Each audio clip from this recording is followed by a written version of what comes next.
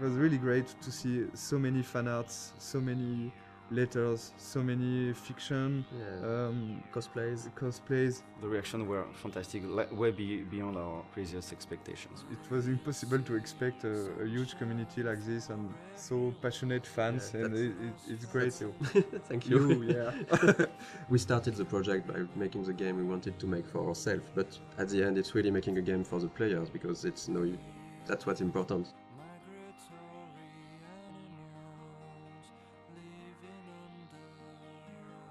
So welcome to the dev commentary of Life is Strange. We're really happy to be there and talk about the game. Thank you for watching. Thanks. I'm Raoul Barbet, one of the co-game director of the game. And I'm Michel Kor, the other co-game director of the game. We are two game directors working on one project, so it's really interesting to work that way. It can be hard sometimes, but I think it's a really interesting creative process, because we can challenge each other on a lot of aspects and find always the better solution for what's best for the game. If only Michel or Raoul was directing the game would have been really different. They both know how to make a game. Like they're not stuck in their field of expertise. They know a lot of things about each department, and they had this direct contact with the teams. I'm more from the audiovisual and movie scene, so I was in charge of all the cameras with the camera team. I work a lot with the sound design team also, with the music. And myself, since I'm from an illustration background, my specialties were more on the art direction, and later, for this game, I'm starting to work way more with the narrative team and the voice recording sessions. It was cool because they had a similar vision for the game, so we didn't have a yes from one and a no from the other. Actually, Michel and Raoul are in the game when you think about it, because there are two game directors, so we have a contraction which is Michel. But if you put it the other way around, it's Raoul and Michel, so it's Rachel. I'm pretty sure they did it on purpose. The idea behind the game was because both of us worked on Remember Me, and there were some sequences in this game called Memory Remixes, and one of the founders, Hervé Bonin, asked this small core team to think about a game with this kind of mechanism. Very quickly came the episodic adventure game, because we wanted really to do something like that. There is really a lot of good ways interactive ways to tell stories. On an episodic format, you have to make a lot of choice for episode 1, because you won't be able to change after. A lot of assets have to be there in episode 1. Yeah. So the menu is one of those assets. It was interesting because there was a lot of variations. We did a lot of tries of what we wanted to show in this menu.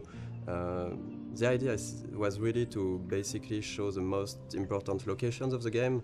So we can see the Blackwell Academy on the top right, we can see the lighthouse, we can see the town of Arcadia Bay. We were really trying to give a sense of location and just showing like the game world with the menu. We really wanted to make the player feel that all areas are connected, and the menu is a great way to do that. One of the main importance for us for the game was to have a peaceful game with this sense of you can take your time, and we wanted to reflect that from the menu, so we worked on those small wind effects and the leaves that are going around and the nice and soft music. It was just when you start the game you should feel quite at peace and comfortable.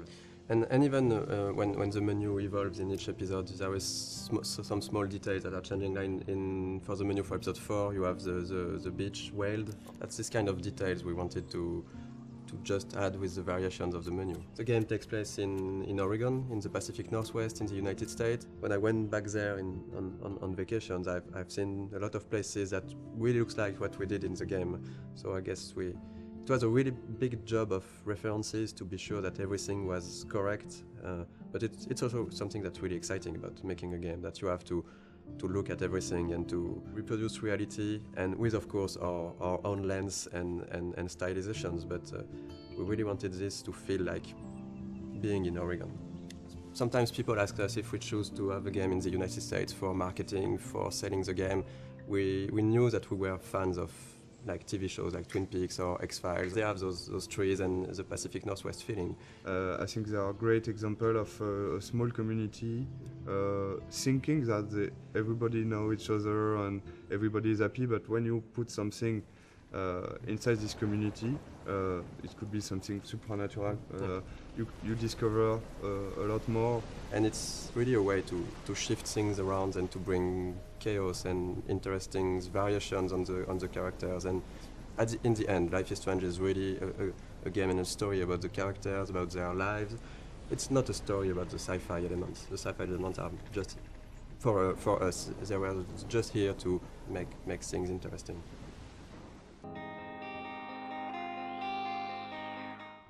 Okay, so let's play the game and Yeah, let's play Life is Strange.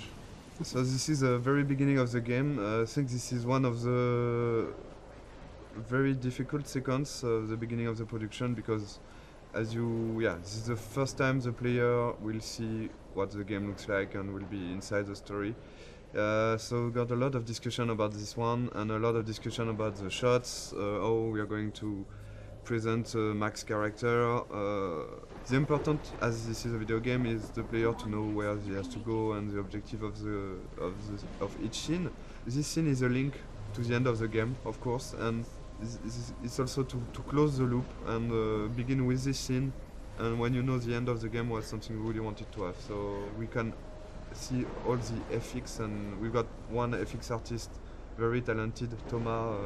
Here you can see a lot of his work, all the particles, the tornado. We took a lot of time to work on this tornado because when you're working on an episodic game, it's important to still hook the player from episode one. So that's the kind of discussion we had about the rhythm. To when should we put something that has a bit more impact and that feels something that shows the player that there is something bigger. So this introduction was a bit like that. We wanted in Life is Strange the player to always know what Max is knowing and to just be with her. At this moment, Max doesn't know where she is and the player doesn't know it either.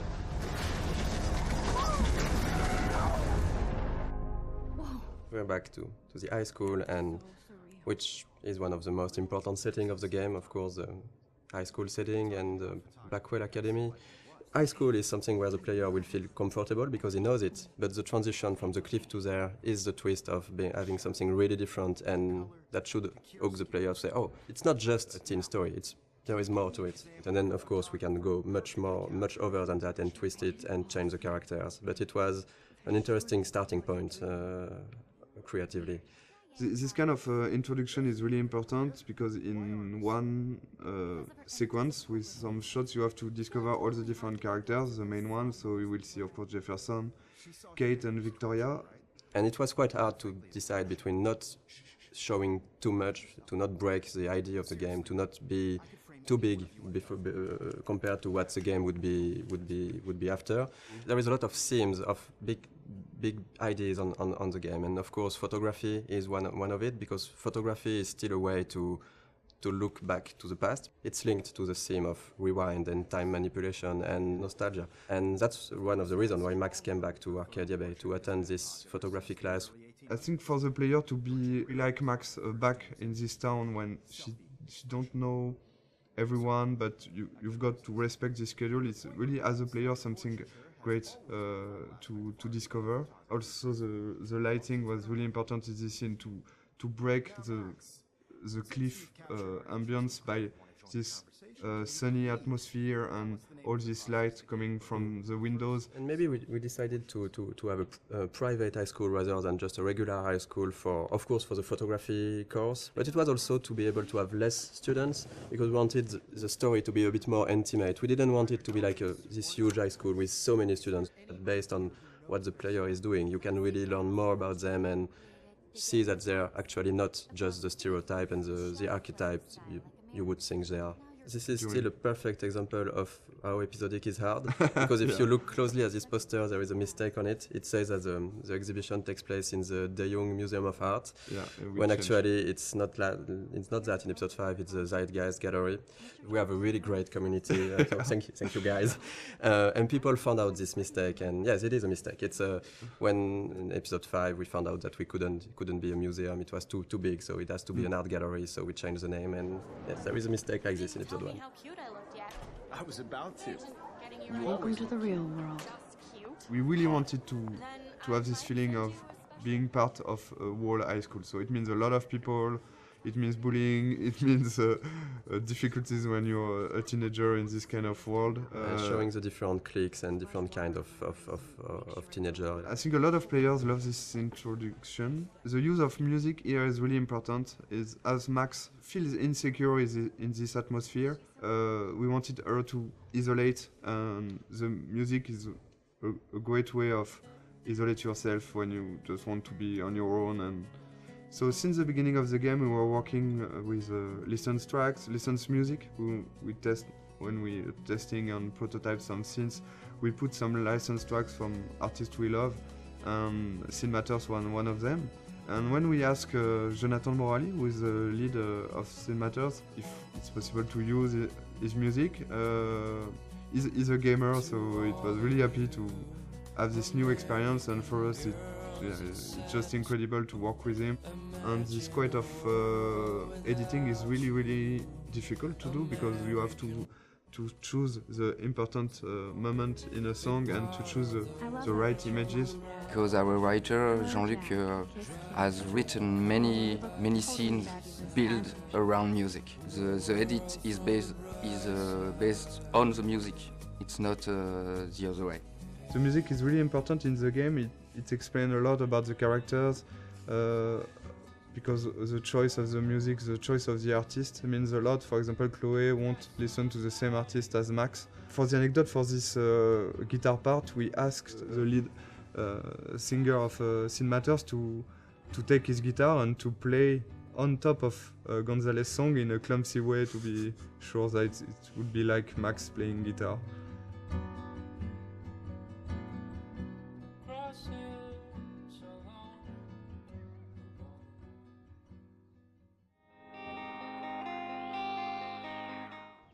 Okay, so the objective of this scene was to go into the bathroom.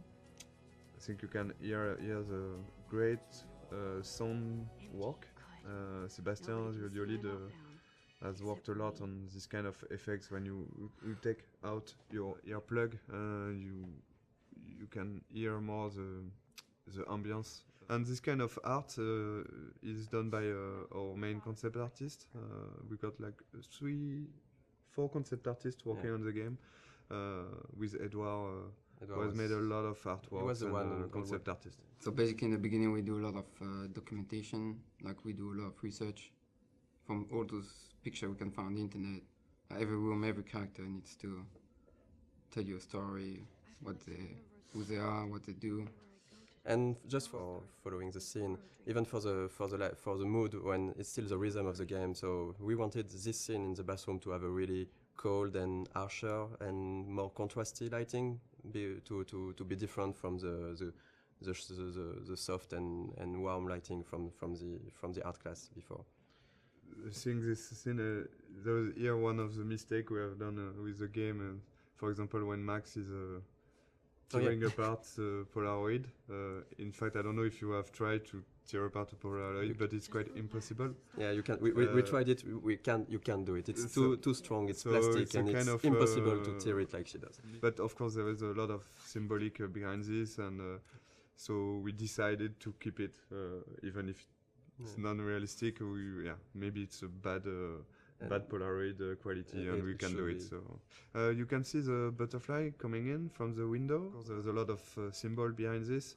The butterfly, of course, with all the butterfly effects thing, and the fact that Chloe has got some butterflies on her tattoo, and the color of her hair based on the color of the butterfly. Really something we wanted to hear. The blue butterfly is really important, and of course at the end of the game it's much more important. One of the fans' favorite, and of course a character we really love, Chloe. She's one of the most important characters, because at the end the choice is about her. It was really important to create this character the best way possible, so the player would learn to care more and more about her. But we really wanted her to be not that nice at the beginning, so when she's evolving during the different episodes, and she's getting nicer to Max, people would care even more about her, because she changed, and she likes the fact that she changed. if she was the nicest person from the beginning, it wouldn't be, I think, as effective that her going forward and changing toward Max. Sometimes some players hated Chloe during the first episode, and I think it's not a bad thing because you can dislike a lot of things about her personality. And after in episode 3, and of course at the beginning of episode 4, there is really something more to this character, and I think it's like having in real life with a friend. There is always some things you don't like. And the relation between Max and Chloe talk about that, and I think it's really interesting to see how the player will learn to like more and more Chloe. And I think it was one of the biggest challenge of the writing process because we have 5 episodes, we have a limited amount of time, and we need to find the good beats and the good pacing to make those characters evolve. It's a really intimate story, and it's mostly just centered on just emotional moments. All of the major choices that you make in the game are emotional. The heart of it is the relationship between Max and Chloe. It gets really dark, and things get really hard for Chloe and really emotional. In the game, one of our goal was also to be able to talk about real-life issues, about some social themes and difficult themes that can be experienced in real life. I mean, it's different to other games where there are bigger issues like a situation of life or death or war or stuff like that. And in this game, we wanted really to focus on more human issues on a smaller level. The mood of the game and the themes of the game. It's the themes that we tackle in the game are not something that you see often in other games. We try to be mature about it. We try not to force it onto players, and we try not to be too brutal about it. We have issues like domestic violence, family issues. So talk about drugs, alcoholism, And depression. It's really part of a reality, and I think it was really important for us to not avoid that. And I think it's a great video game is also a great media to talk about that, because as a player you will be involved maybe more than just looking at a movie or reading a book. You will be really part and actor of this experience. We were not sure that Square Enix, the publisher, would approve all the themes, the intense scenes we have, and how we deal with them. And really early in the discussions, we were relieved to see that they didn't want to change anything. They just wanted to make sure that we deal properly with the scenes or themes, and this is exactly what were our intentions. So It's again a key scene for episode 1. It's the first time you see Nathan and Chloe. First scene with the character is really, really important.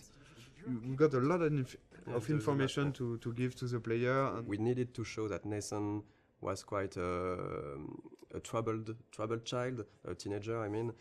So this is him talking to himself at the beginning. We had to fine-tune and to find the good words to use. Then we see Chloe for the first time. We have to show what's her character. So she's direct and a bit pushy to Nathan. We need still to understand what's happening. So they're talking about money, about drugs. We had to find the right hints to give to explain things. So we don't want to lose the player.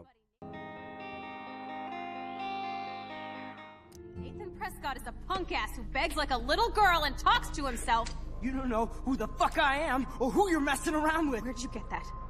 What are you doing? Come on, put that thing down! Don't ever tell me what to do. I'm so sick of people trying to control me!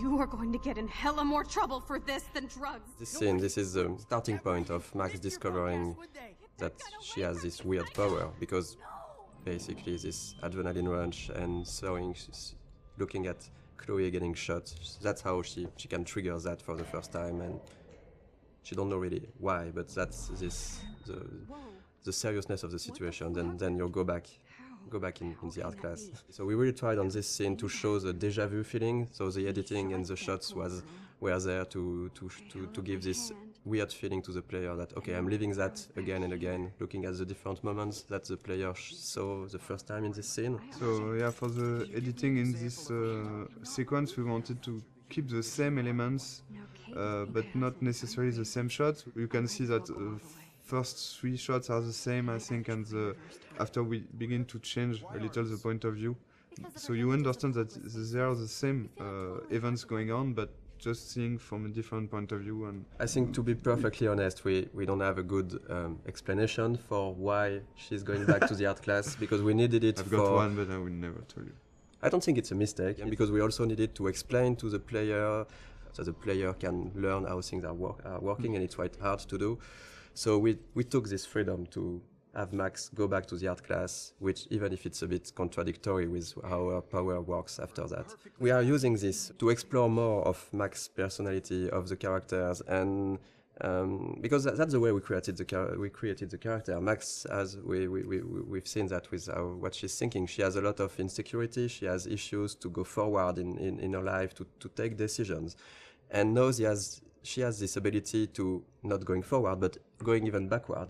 So it's an interesting storytelling device to question with her character and with the player, of course, to question choice and consequences, to question fate, to question really interesting issues. I think Max would never have changed as much as here in our story without this power and without this sci-fi element. So it puts the player in a very interesting position, because she will ask himself why he's doing some interaction. He can undo the interaction and try something else, but also Max, by doing this, will ask herself, am I doing the right decision? Is it the good choice or not? So we deconstruct the mechanism of classic adventure game, just by adding this power and the fact that you can undo things and try another things. Of course, in most games, you can do it with quick save, quick load, but it's like you said, it's only the player who do that, and that's one of the main themes of the games. That if I had the power to rewind and to change things, should I do it? Because sometimes it can be really seen as lying, as if I say a lot of things that you don't like, and if I go back in time and don't say them to try to, so you're not angry at me, it's a bit tricking. So we are really asking those questions, and in the beginning of the game, we are letting the player and Max do it a lot. She's getting to make a lot of friends with this rewind. But later in the game, and especially in episode 5, we are really questioning this to see maybe it wasn't the right thing. Maybe what you did to try to lie to people with your power, was it really good? And that's something that can be interesting for the story, but also to ask the player at a moment. I think this is what we wanted to do also with this game, to show that it's difficult to make the choice, and it's even more difficult to live with it, but you have to learn to do that. And even if you could hesitate a lot, there is no perfect way to do things. Okay, if I'm crazy, I might as well go all the way. Can I actually reverse time? So that's basically that the first time the player will actively rewind. So we have Max thinking that, okay, I just got back in time. I'm in the art class, and so that's why we made her break her camera, because we needed to have an element that the player will see that we will rewind. So we can really explain how do you rewind. So Max broke her camera, and then she's thinking, okay, if I got back in time, maybe I can try to do it again and revert that. So that's the first real rewind the player is actively doing. It's okay, we don't really want the players to use the rewind all the time. But since it's important in the beginning of the game to really show the player the tools he have, and it was important for us to have this in this scene, to have a lot of use of the rewind, so he can really, okay, I know how it is now, and now I decide if I use it or not. I hope I have enough time to get to the bathroom. Please, please. I can't tell anybody. They'll think I'm crazy. Since we are really playing the game with the point of view of Max, for her, not everything is clear, so it shouldn't be clear for the player. But there is a lot of hints that should really guide the players to understand what's happening. We have a lot of symbolism with totem spirit animals. We have the doe, and you can clearly see in episode 4 that the doe is linked to Rachel, and it's basically somehow a presence of Rachel that's guiding Max at moments. I'm not sure that a lot of players notice that, but in episode 2 actually, when you see the doe in the junkyard, it's precisely where Rachel is buried. There is this mystic feeling around the town, and since we didn't want to to clearly explain everything.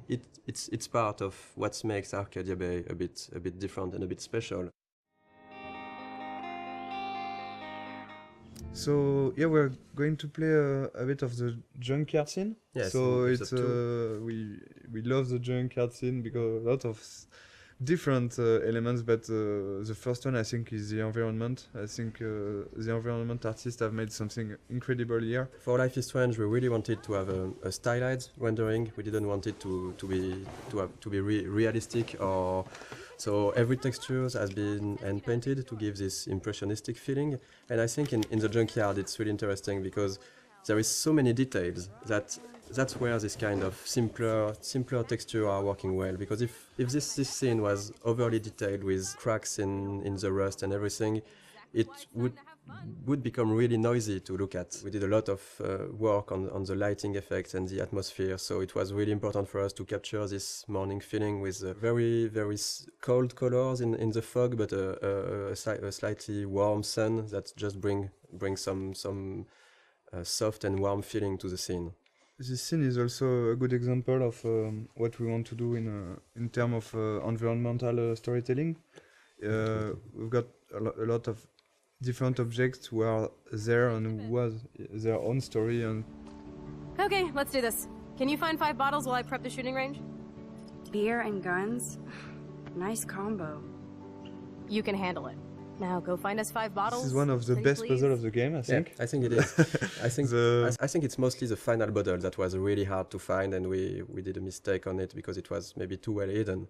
Our goal for this was just to allow the player to push the player to visit the place while looking for those bottles, because there is a lot of interesting things to discover. Basically, the junkyard is where Chloe brought Max to try her power, but it's also where Chloe and Rachel were hanging out together before Rachel disappeared.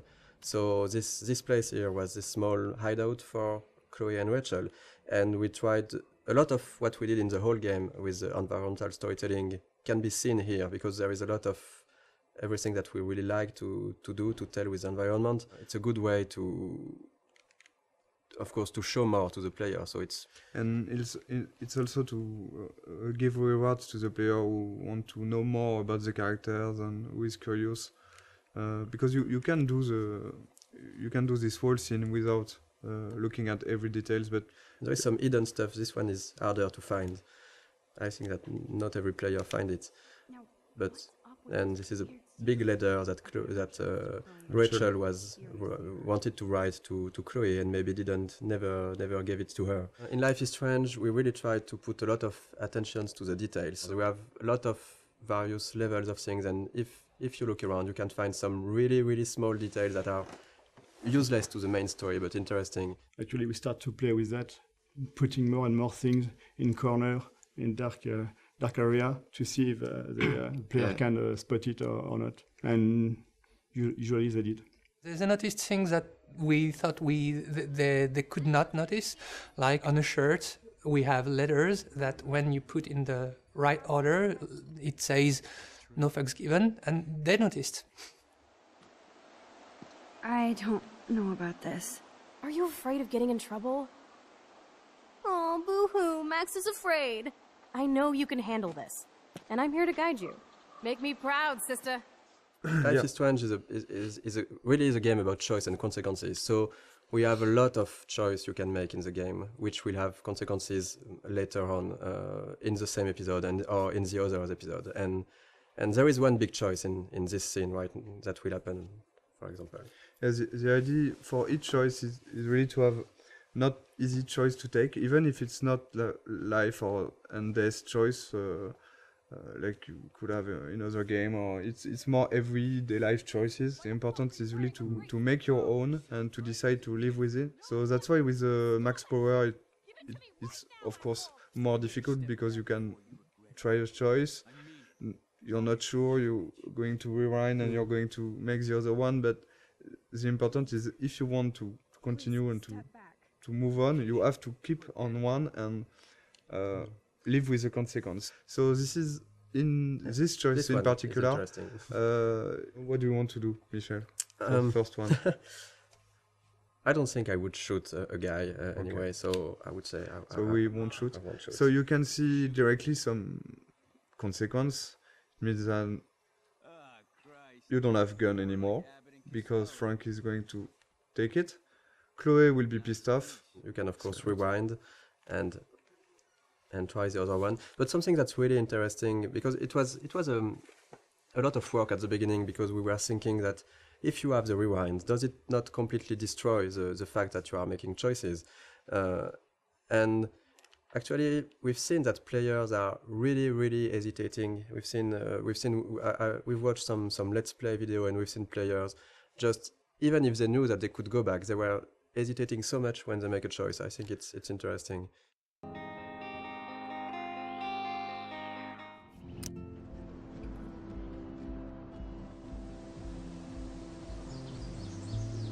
Here will be out of the campus for the first time for the Yes. player. So this is the first time the player will be able to use his power when he wants. He can do before, but there was no so many interaction and puzzles. Here there was we really wanted to have a lot of different things to do, talk with people, use the power just to see fun stuff. But we use this kind of environment for the players who like to take their time and just to talk to characters, to look around. It really gives a sense of presence to Max, to the world. The important aspect of the game is really to give some rewards to the player who want to do that and to want to take his time. So with this kind of sequences, for example, we give what we call a reward, but in fact it's just new element of the game. For example, here you will have new layer of music. You can hear some new layer of music. You will have all those camera shots that you can't have inside the classic walkthrough and classic gameplay in third person. So this kind of beautiful shots you have only because you have chosen to take your time and to sit on the fountain. So the music, the shots, and of course the voiceover of Max also at the beginning. We hear what Max is thinking just here. So this kind of rewards will push, we think, the player to do that again and again. So this is really something we wanted to have. In this game, it's always feeling a bit like what Max is feeling. And it was we really wanted to focus on those moments. It was really capturing the moment when you can really take your time to reflect on yourself, and that's what Max is doing in those scenes. That's something that not a lot of games are doing, to let the player take his time, because in a lot of games it's just like you need to go forward, you need to go to this checkpoint, you need to do this and this. Since the beginning, we wanted the rewind to be a tool that the player can use when he wants, where he wants. It won't be scripted rewind sequence, for example. On a technical point of view, you have to record all the different things that happens in the scene. Since you can rewind time, you can basically be at any part of the scene at any moment you like. Designing puzzles with the rewind was very hard. When you think it's done, you think you've seen everything about it, you think the situation is in place and it's going to be working well. There's always this tiny little thing that's fucking it up. Those elements are not really deterministic, so when you rewind, you're not sure that you will be able to restore the particle system in the same state. Seriously, do not forget I need those papers before tonight. Like now. Thanks, Sherry. And this is the dormitories. This is also something that was interesting for us, is to talk about dorm life. We wanted to use this setting because we can really talk about social issues, like the girls have their room. Do you really like the people who live next to you? How the relationship are working inside the dormitories? Like right now, it's interesting if you have different music that can come from the different rooms.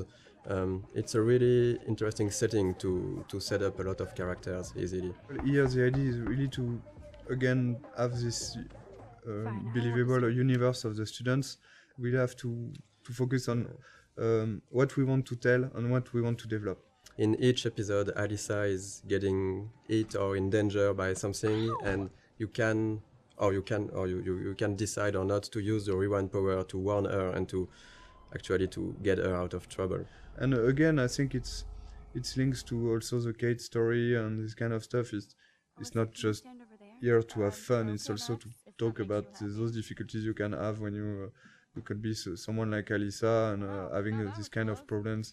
And it's always a way to find the little details and little elements that will bring more to the characters, how we are defining them, without sometimes telling too much. So this is the same actress as Chloe. Yeah, The not two so many main actors. actresses who are playing Max and Chloe did also the other students, and so you can. There is some of Chloe inside each one of them. You can see Max and Chloe here. The body animation is done in motion capture on this project. We've done a lot of shooting in motion capture with French companies. The two main, so Max and Chloe, like for the voice actor, in fact, they are always played by the same actress, Serena and Gabrielle. So all the body language and the body animation you will see in the game are done by them. And so in each scene we discuss about the scene with them, and they add some. Both of them, they have given something to the character, even for Max, because Serena was a bit shy at the beginning of the project, and at the end of the project she was different, and we can see the evolution of Max inside her acting. So Who did you tell? The principal. But he didn't seem to believe me. The principal? Are you still 12? That drunk jackass only cares about cash for Blackwell Academy. Don't trust him. I didn't mention you at all. this is the first time we will really see the Max universe by discovering a room. So let's go inside. It was a really important scene for us because you're playing as Max in the game, so you already start to know some about her with what happened before in episode 1. But when you enter her room, it's really her universe. It's everything in this room should describe her, who she is, why she is like this, and speak a bit more about her past. There's quite a lot in this room, in fact, compared to the... Because we tried, I think, episode after episode also to focus on different things, and we can't put too many objects in a room. If you want to play a character for 5 episodes, you need to invest in this character, and all those kind of details and were really important to make a connection between the player and Max, to learn a bit more about what she experienced before, and maybe also why she is how she is right now. Something we really wanted to have with Max's room is also to have a great contrast between Max and Chloe. So it was really important to have those two characters. Max and Chloe are really different. They are quite opposite at the beginning of the story. So we wanted that her personality and also her universe, her rooms reflect that.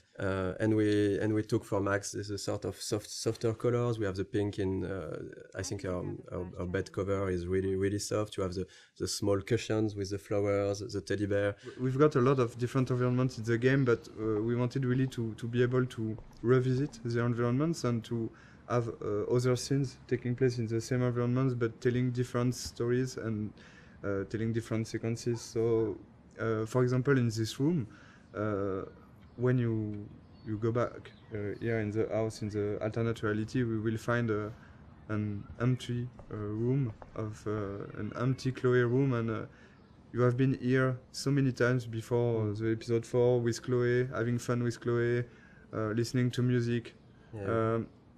Going back here without anything, you will directly see what you've lost and what this another reality means for Chloe and for you. Max, try to find the light for the pool. I want to see the sharks. Otters don't like sharks. They bite. So do I. Hit that light. We've done the same with the swimming pool, for example. We've got a great scene in the swimming pool between Max and Chloe when they are alone during the night, and after you got this huge vortex party, which is a really different atmosphere. So this is kind of... On the production point of view, it's basically a brand new environment, but it's still in the same place and with a lot of similarities. So it's really important to show. It was important for us to show the changes that Max can create with her power and the changes to the characters and to the world. Stop treating me and my mom like we're your family platoon! Hey! Leave Joyce out of this! I wish you'd leave Joyce! Like now! Seeing this kind of family violence, and it's something you can have encounter as a player. I think we all know some people who got some difficulties, and you can have by yourself also. Here, the choice you're going to take will have consequences on the relation between Max and Chloe, but also on her father.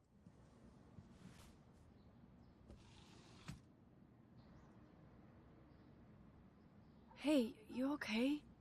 Welcome to the real step douches of Arcadia Bay. I'm sorry. For what? He would have been a bigger dick if he caught you in here. David could seem very archetypal. Yes, and again, one dimension at the beginning, but then we are making episode him after evolve. episode, you can see that maybe he's very he's got his own reason to be his own like issues, this. and I think not at any moment we are justifying the fact that he could beat Chloe or be how it is, but just showing a perspective that not everything is black or white. So we did a lot of research to be sure that we were dealing with those themes in a good way. Too much gamifying this, we could really maybe hurt some people, and if we are talking about issues those people have had and not making it right, it could be worse, and it couldn't be the opposite of what we wanted to do at first. So here is a Kate character that you have met in the first episode, but not so much. And the episode 2 is really focused on Kate and Kate's story and Kate's difficulties. So, but this scene is a good way again to how we try to advance the story about Kate, but also try to show more of the other characters, Victoria and Taylor. So we are continuing of what was shown about Victoria in episode 1, like of course that she's really a mean person, that she's harassing Kate because she makes fun of her. And so this kind of scene, yes, we are really trying to advance the story, bring out more of the characters, and of course there is great cameras on it. All over my face. Max Selfie thought she was a badass taking that picture. We wanted really to talk about all the cyberbullying, the fact that it's quite difficult for a teenager nowadays to be connected as everyone is now. I think everyone has got a phone, is connected always. We are using the text message a lot, and we are making fun with that. So we are really thinking about both sides of the social media. On the other hand, you've got this dark aspect of internet, which could be really difficult to live. I think a lot of players could recognize some of them inside Kate, and we've received a lot of letters from players who say that helped us also to realize what they've been through. Yeah, we wanted to have this scene since the beginning. We are quite happy that we managed to keep it, and work with Square Enix was great for that. We managed to keep a lot of difficult scenes like this one. It's not only about talking about those themes, it's also to be sure that it's anchored inside our story. And here, of course, this experience and the Kate story will push Max to think about her power, to think about the consequences, to think about the relation with other characters. That's actually the one time in the game where Max's power fails her. So when you arrive on the roof, you are really by yourself. You have to talk Kate out of jumping, and this was also the second part of what we wanted to do with this theme, is to show that if you care to the people you like, you can help them, and that's basically what Max has to do at this moment, is really to care about Kate, to show her that she knows her, that she's her friend, and to really take out of jumping. I think that something that was interesting on writing all these scenes, and is even in episode 1, Kate was written as somehow as some type of archetype. She's a bit religious. She's for abstinence. She has this basically pro-life ideas. So maybe some of the players could think that she's boring character, but the way we evolved her and write her in the other episode, we really wanted to show that even if you go past the first appearance of someone, that's something that you might feel not interesting or different to you, you can find really good things and interesting things in each person. And I was really happy the way that the community reacted to Kate as a character. We didn't want to to gamify this kind of scene. We still have to have rules for how the things, even if it needs to be really in the background and for the player to not to see those rules. But in the end, we still need to create the scene with the scripting and a way to make it work. So it was really hard to find the good balance to make it feel the more transparent as possible for the player and just find a good way to have the feeling that it's really a dialogue between Max and Kate. And it was a really hard one to write. There is a lot of branches, there's a lot of variations, and I think even in the voice recording it took a really long time. It was one full session just for Hannah and Diane who plays Kate. It was really important for us to keep this going after in the other episode and not just okay, we have done the scene and so no, we go to the following of the game. I'm going to be here for another day until my family comes out to visit. How are they treating you? Like they need to protect me forever. They're so upset, and I know they feel guilty even though they didn't do anything. I was surprised how many we wanted from to talk about this theme of euthanasia, but to find a way to talk about it that would be respectful for any sort of position, because it was really important to not try to say this is right, this is wrong, and to let the player really see how he wants to play this scene at this moment based on what he felt for the situations, for Chloe, for her parents and everything. And that was that was not easy to find this balance when doing that. And again, it's because it's interactive and it's a video game that this scene is so strong. I think if you just see a scene and just okay, this is the director point of view and that's it, I accept it or not. But here it will be your choice. You really have to take your time and think about it before making your choice. So and we've seen all kind of reactions. We've seen players who immediately say, no, I can't do it. Or other players who immediately accept what Chloe is asking. Of course, it's Chloe, I'm accepting. And a lot of others were hesitating for 5-10 minutes or so. And I think that we've been, I like that we did that, but we've been a bit mean to the player because we give them a third choice of maybe I cannot take any choice on this, but then you have still to take a choice. Yeah. But I think it was stronger because it was, what we wanted to do with that is to show that at a point you have to take responsibility for your actions and decide something. You cannot get an easy way out. A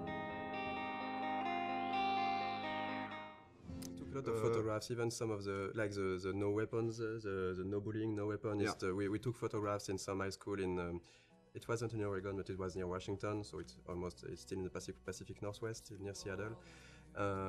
And we took some of those. We just adapted some of those posters, and even for example like this for the map. We did a lot of research, finding real maps of real buildings and trying to be quite precise with the scale, the layout, the locations, because we really wanted everything to feel genuine and to, sometimes you can go really wrong in a game if you just start to forget about the scale and the detail. So we really wanted to have things right, like having this kind of fire hose at this place. And since the game takes place in October, and we are in the US, there is already a lot of Halloween decorations and stuff like that. We wanted to have the game anchor in reality, but also of course, we have a lot of references. We are huge fan of some TV shows, of books, of movies, and I think that in Life is Strange, the setting was really good to have a lot of those Easter eggs that will speak to the players and put the game into a pop culture reality. So there is a lot of stuff that is scattered around the game. If you look at every license plate in the game, you'll see that the letters, they are meaning some. In episode 1 is titles of TV shows that somehow we liked or that were somehow inspiration in some part for the game. In episode 2, it's movies. In the dormitories, you have the room which Red Room. Someone wrote Red Room on the slate. It's the number of the room in The Shining. Yes, and so it shows that we love us as developers the movie, but also that the characters in the game, of course, know about this movie because it exists in their real world and they are making jokes about it. We knew that we had to hire an American scriptwriter. We sent some tests to few writers that were recommended that we knew, and Christian Devine we had a Skype with Christian. After maybe 2 minutes, we all knew that it was going to be him. I had this kind of vision of him in the office, working with us. Since we've chosen him, he was at 100% and even 200% in the project with us. He completely understood what we want to do with the characters and with the story and with the different themes we wanted to talk about. During the motion capture session, we asked the actor and the actress to when they meet, Max and Warren meet the first time here on the parking lot, we asked them, they were trying to kiss themselves, but you can't do that in the United States. In fact, as French, we were thinking that, yeah, it's cool, they are going to kiss themselves. Warren tried to Warren kiss wanted Max, to but kiss Max on the we've cheek. never done that, so we changed after a discussion with the writer and a lot of friends. We said, okay, yeah, we should switch to a hug. So we changed the animation to have just Warren try to hug Max and not kiss her. And yeah, this is a kind of mistake we can do as French people. So we have to be very careful about that. And it was really good to because in France you can in say France, hello by kissing a girl like this, by just having a peek on the cheek, and not in the US. And this is the kind of stuff where having an American writer was really needed. We made some other mistakes, like on this parking at the beginning we had the parking spots which were really small, and Christian said to us that this is not American parking spots. In the US you have large parking spots because we have big cars, so we changed that. And we did that for various things, like sometimes a sign were not at the right position or something that was not perfectly true to reality. So, Chloe's house. This is the very, very first scene we've made for the game. So this is really the scene that we have modified a lot to create Life is Strange. This is also the scene with which we sold the game to Square Enix. That's the scene we showed to publisher. The first time I tried the game, it was the Chloe's Room, a really early prototype, and it felt fantastic to play it. I was literally smiling while playing it because the scene was working really great already. Even though the environment, the characters were not final, it was really good to play. And we decided to use this scene because every mechanism is here, but there's also a scene that shows really what Life is Strange is, because it's a story about those two girls trying to reconnect. We had the two main characters. We had strong issues with what happened with David later. So we have the environmental storytelling when you're visiting a different part of the house. We have Zen sequence. It had the feeling that we really wanted to push for the game. This slow-paced, nostalgic feeling. I think that this scene is really a really good one to show that in episode 1. At the beginning, it wasn't exactly like that. We got different outcomes, and so the scene which is in the game now is really different from the very first prototype. At the very beginning, it was only the arguing with David we have done in motion capture, and I've played with Jean-Luc. So Jean-Luc, you were doing Chloe. Yeah, I was playing Chloe, and Jean-Luc was playing. No, I was playing David. And Jean-Luc is a great writer who has written the original story. So we have played all together because we didn't want to. We didn't add the money. In fact, to have a optic motion capture shooting. So we try by ourselves to have animation for the prototype, and the animation is quite ugly. The characters also are the ugly. first version were ugly, and there were at the beginning no textures. We had version with only the grey characters. We were really weird without hair, so we had a hairless Chloe. And I think Max is quite frightening. The smoke and all the FX elements, they are made following the same idea as non-realistic, but like it looks like undrawn smoke a little. But it's really, really beautiful, and our FX artist has made a lot of FX like this. We can see also the wind outside. The wind effects are really beautiful. And we tried to be as close as possible of the concept art. Like ideally the game, we wanted it to look like some sort of animated concept art.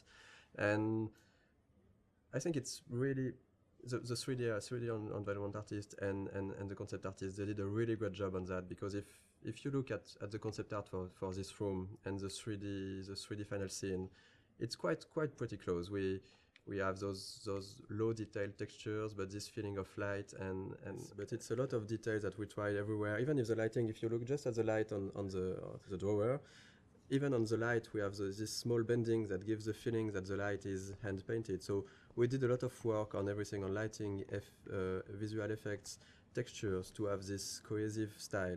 And sometimes the player might not completely notice it, but it still gives this cohesion to the game. Like for example, for the Chloe's house, how rich Chloe's parents are, so what kind of house they can afford.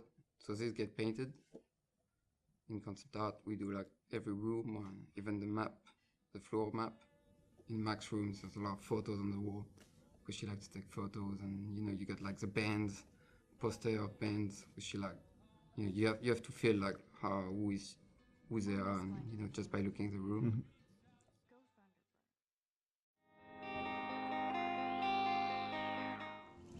One of the most challenging part of working on the game with an episodic format was to create those two characters in a way that would really appeal to the player. So when you arrive to this final choice at the end of episode 5, if you wanted this final choice to work, we really needed the player to grow to love Chloe, to really get attached to Chloe. So two of the biggest challenge was, of course, the writing and the voice acting to make that happen.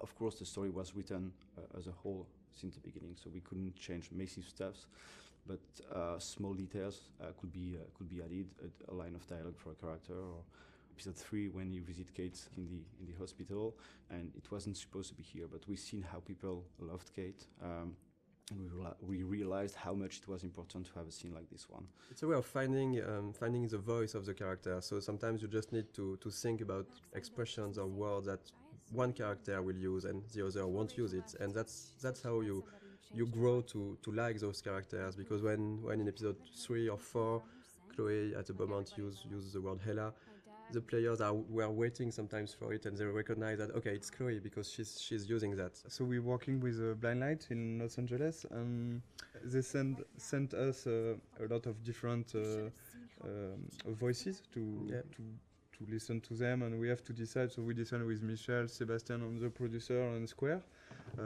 which one we want. So it was quite difficult. For example, for Max, we've got like 40, I think. I guess we got 40 voices. Different castings.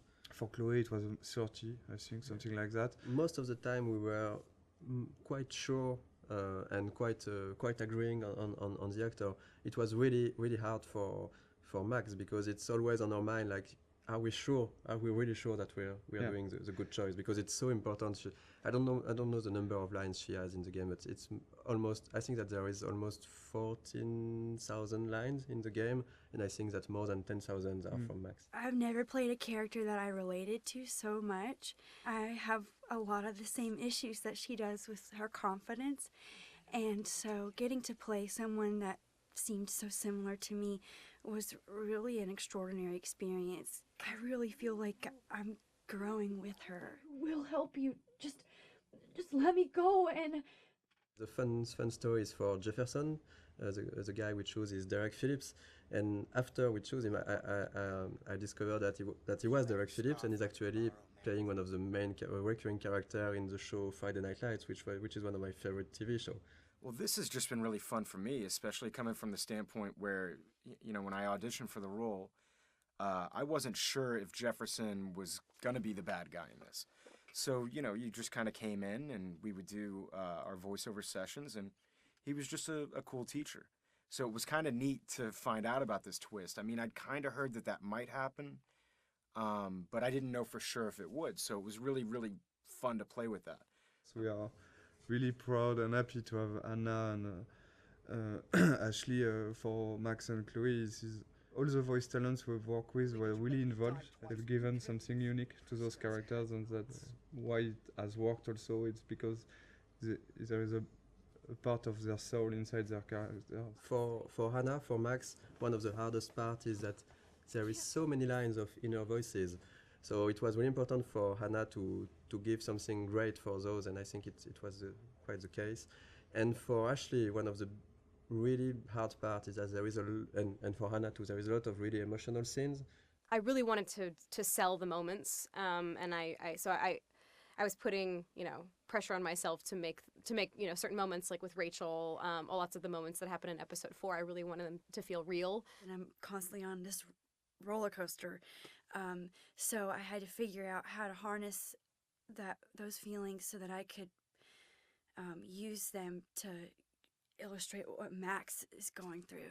I remember during the voice recording session, for example, for the scene where they are discovering Rachel's body, it was really hard, even just for myself, to listen to the scene, and they told me after that they were, both of them were really crying when they were recording this scene. We knew already how we wanted to end each episode, but after we take a lot of time to discuss about how and to think about the editing and the framing, the layout of each scene. The endings of each episode.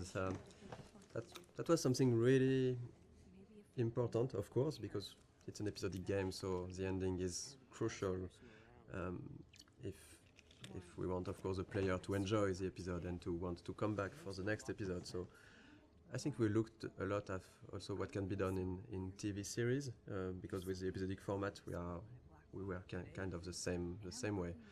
At the end of an episode, you want either to bring back some element of the story, so in order to hook the player, or you can use a cliffhanger. And I think that we did both of that, depending on the episodes. And right now this is the ending for episode 2. Here the episode 1 and episode 2 endings are not the same, but it's the idea behind was really to show all the characters of the games, all the main characters, and showing that there is maybe something more going on. And in episode 1, for example, we even show some characters you haven't met already in episode 1, Joyce and Frank.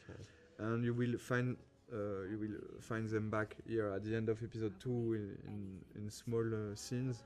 And we really wanted those in episode 1 and 2, those ends to be like a wide description of all the characters and all what's going on, and also showing other aspects of each character. For example, seeing David on the with his head on the shoulder of Joyce, seeing Victoria and Nathan in Victoria's room, seeing the principal and Jefferson arguing. This is kind of small hints that maybe will push the player to want to see more. Because this is basically the only moments where we are seeing those characters when Max is not seeing them. Exactly. And so we can just bring a bit more. We are not telling too much. We are just bringing a bit more on those characters, a bit of sort of mystery. And this goes with the idea that everybody might be hiding something or might be a bit different. Like Victoria here we can see her crying when clearly this was not the way her character would behave before. And having Nathan going into her room, we don't know what's happening between the two of them, but it's still bringing a bit of mystery and interest for the characters, for the player. When we worked on the cliffhangers for episodes 3 and 4, of course our goal was still to have a twist. We were really trying to go on with what was important for the story and not just having the shock factor. Maybe just want to thank you for all the gifts, all the support we have from you. Yes. And thank you very much to be so active and so passionate about the game, and we're really happy to see that those characters and this story and those themes means something also for you. This is why we are doing games, so we're really happy, so thank you. Yeah, thank you so much. We really think that you are one of the best community we've seen for games. I'm going to cry, Michel. Yeah, and this community is really nice. I didn't see a lot of bad words. You know, sometimes in video games community it can go easily wrong, and it was it's really pleasant to read and to read everything that the Life is Strange community has to say.